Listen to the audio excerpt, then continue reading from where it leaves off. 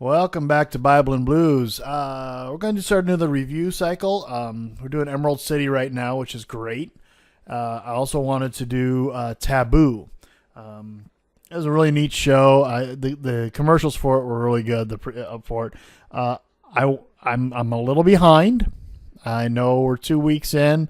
I'll get caught up. We're doing the pilot episode tonight, so we're going to get involved in that. And I wanted to pull up on IMDb. I use them a lot for names and things like that. But their synopsis of it was: Adventurer James Keziah Delaney builds his own shipping empire in the early 1800s. A lot more going on than that. Let's see here. We're going to get to our characters. Tom Hardy plays our hero in this, and I think of him more as an anti-hero because he's actually not a very nice guy. This is not a person that you would want to have, that you'd hang out with for fun. He's been out. He grew up. We find out during the pilot that he was a member of the East Indian Company, one of their younglings, I guess you would call them. Grew up in their school, learned their ways. The idea was he was going to become an officer. Was the idea he made to rank of corporal. Had excellent scores and everything. Really great reviews, and then at some point in time he kind of turned. He changed a little bit. Sounds like it was probably, rebellious teenage years. He changed and he, caused some trouble, got into some stuff and he left and he went to Africa. And it seems like a lot of the work he did in Africa involved slave trade. So once again, the anti-hero is part of this. Okay. Now he has a lot of demons he has to deal with. But when he arrives at the beginning of the show, there's a funeral going on, and it's actually his father's funeral, and he has just shown up in time for the funeral. Okay. Now, mind you, the way travel was at the turn of the 19th century, it took a long time to get anywhere. If you were coming from Africa, it could take a couple of months to get there. So he did get to, but he got there in time. It turns out he had, heard his father was sick, so he left to head out there. And so there is his half sister, and we see some things that kind of help to promote the idea that he's an anti-hero, and that's that there's something kind of hinky going on between James and his sister. And her name is Zilpha? Yeah, I want to say it's Zilpha, according to IMDb. Played by Una Chaplin. And her husband cannot stand him instantly. This instant dislike. So he shows up in time for the funeral. But he actually shows up before the funeral itself. Let's back it up a little bit. Shows up before the funeral itself, goes to where his father's body is, takes the coins off of his father's eyes, okay, and from the body, and then takes those and when he goes to the funeral, to the service, he puts those in the offering for the church. There you go. So doesn't keep the money, but so he pilfered from the body and gave it to the church. Okay. Probably what would happen with it anyway. So, but it turns out, I need to kind of, make this a little quicker, I think. But it turns out that the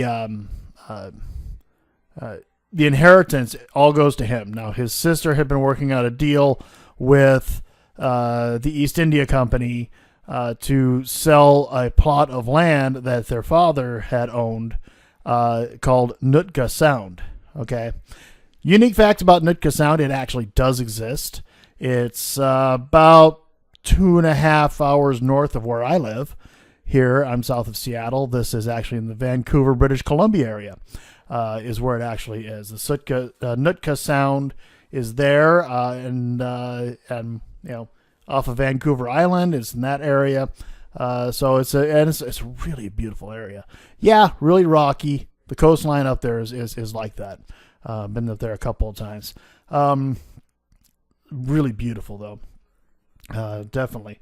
If you have the opportunity to go up into that Vancouver, British Columbia area and get into the wilderness area there a little bit, by boat or by boat plane, because there's not a lot of roads up there, I suggest you do it. Or take a drive up the Sunset Coastline. That's one of the big roads there. And it's very populated there. That road is fine, but you kind of, I like to get to the point where you run out of road, and I go to a place called Malibu, that's owned by Young Life, up there. And I actually stayed in a cabin my first time up there called Nootka. So as soon as they said Nootka, my ears perked up. I said, hey, I know that name. So I digress. So the whole idea is the East India Company wants that plot of land. And they had been negotiating with his sister, half-sister, about it for some time. And then he shows up. Everybody thought he was dead.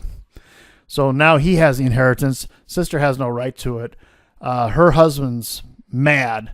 I mean, he's pissed because he was counting on that money.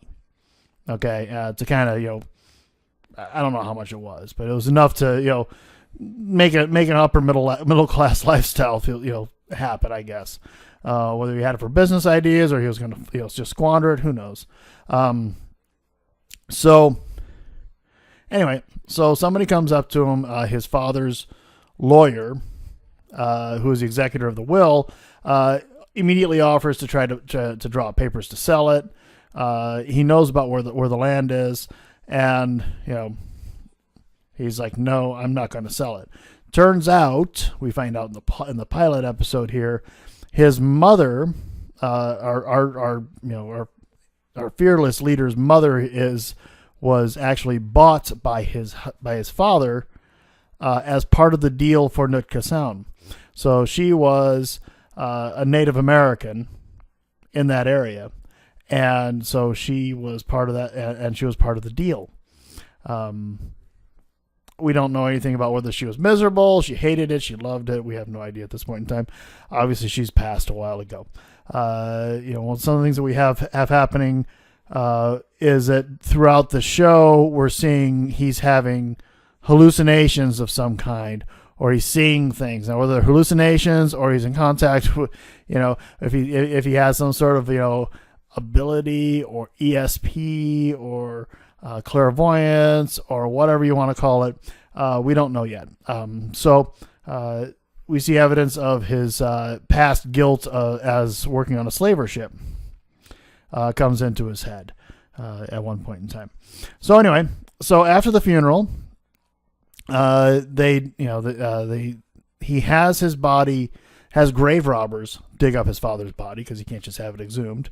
Has it brought into a doctor. The doctor, opens him up, and and it pulls out stomach contents, analyzes it as best they can in that time, and finds out that his father had arsenic in his system, and quite possibly a large quantity for a short period of time. So it was a fairly quick poisoning death, which would account for some of the stories you hear about the father, that he was mad, he was losing his mind, things like that. Arsenic would do that through the poisons.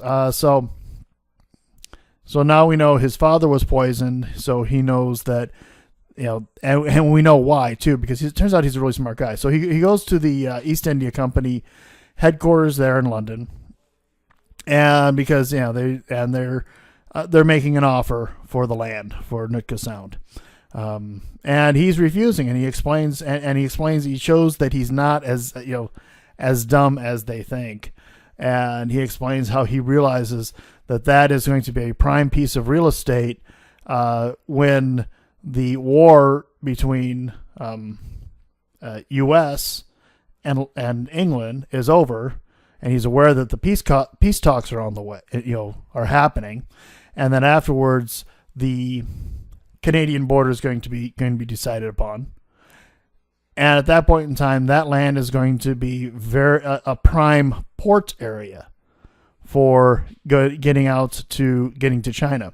So it's going to be a huge, major trade route, and so it's going to become incredibly valuable.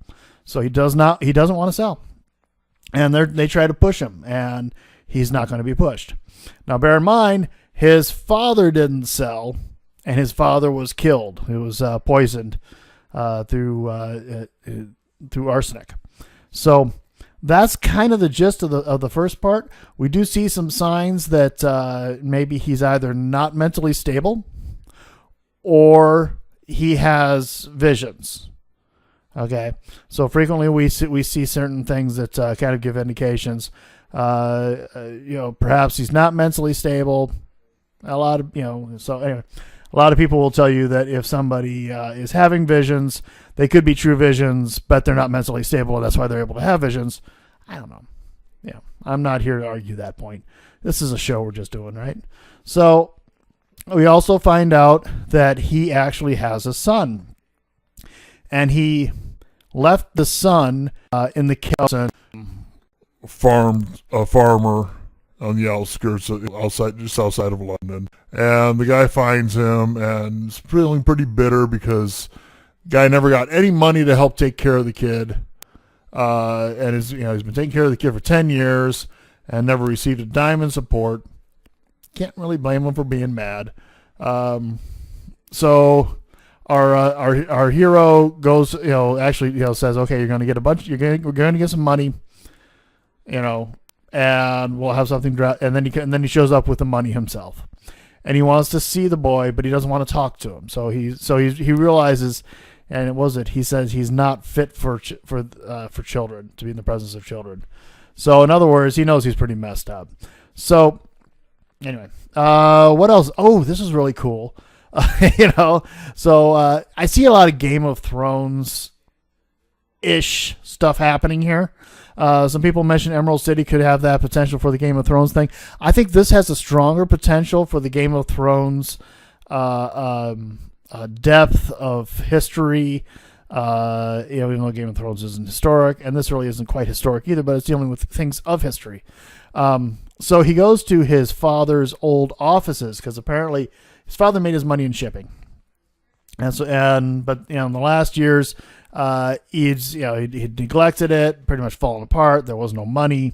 The only thing that actually was the house they lived in and this Nootka Sound. But there were offices which were still on the docks. So he goes to the offices that are on the docks, and it turns out a prostitute had turned it into a brothel. He walks in, and before he gets there, there's a prostitute stops him, and he's like, "I recognize you." Apparently, he lost his virginity to that particular prostitute. Okay, and now she's the madam of this particular institution she has developed. And then he's telling her that she's going to have to leave. He wants the offices back. He's evicting them, and she starts to she kind of pushes that she's going to threaten him. She's going to send a couple of guys after him, and he has none of that. He doesn't seem to take very well to being threatened, which is kind of fun. And he says you have 2 hours to clear out. That's it. I think we haven't seen the last of her. I don't think we've seen the last of this. He's going to have to deal with it. I think we're going to see some people trying to slit his throat in an alleyway or something along those lines, causing some problems. He's going to be, he's definitely made quite a few enemies, and some are very high end enemies with the East India Trading Company, and then with and also you can go low end with the prostitution, but I'll tell you what, they'll slit your throat really quick. The high end ones will just pay somebody to do it.